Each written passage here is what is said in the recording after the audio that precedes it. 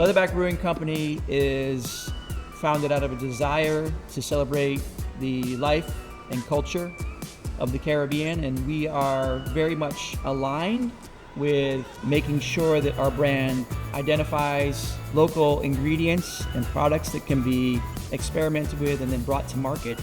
So in 2017, my friends and then future partners, we met to explore the idea of creating an authentic Virgin Islands beer brand.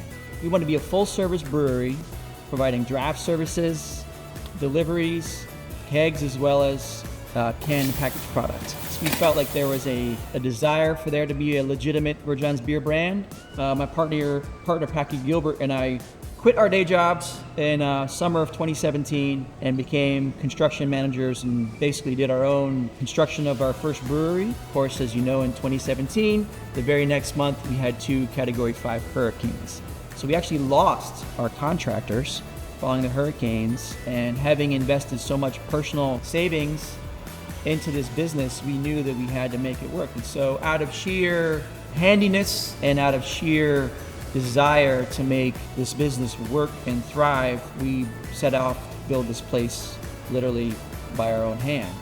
So when we decided to build a brewery, we had a couple of name ideas, but we wanted something that was unique but also global, and really the leatherback sea turtle, what we named ourselves after, a native nesting species here on St. Croix, but also a global traveler that always comes home to nest.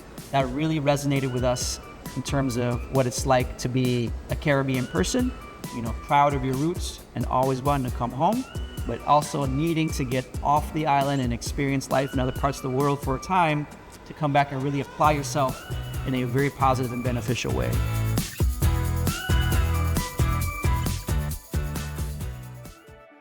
When we began to explore where we would build our facility on St. Croix, we actually came to this industrial park probably 3 different times.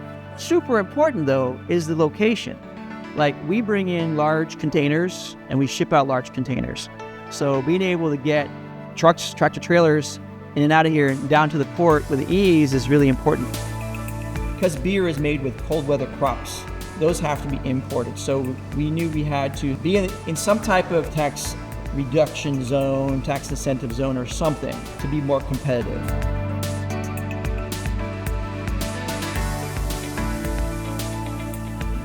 No getting away from the fact that we're on a small island in the Caribbean.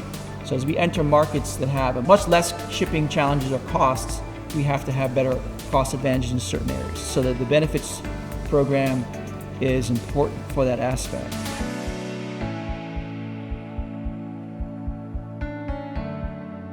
The beer market in the States for craft breweries is getting more and more challenging and more competitive.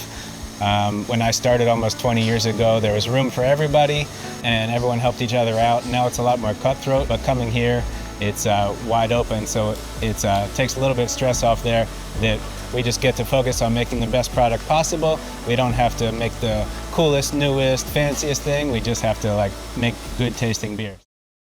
We've had great growth trajectory in our 6.5 years of operation. Sales volumes continue to rise year over year. We have definitely new market intentions in other islands in the Caribbean. What craft beer breweries can do for a community, it's a gathering space. This is much bigger than just the product that we make at the end of the day. It's about building community and about being able to support the others that are working across the Virgin Islands to try to make it a better place.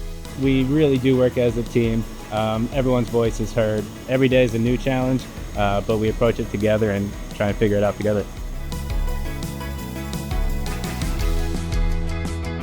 There are so many opportunities as long as you're willing to roll up your sleeves and work, build those relationships and have really genuine engagement with community of businesses. There are so many opportunities here, both from the tax incentive side and in the need for different services and businesses to grow here. Virgin Islanders in general should look more deeply at the different programs that exist from the EDA and EDC and the benefits they provide, and the other entities that offer incentive programs to set up shop and operate in the Virgin Islands, because there's some really good ones.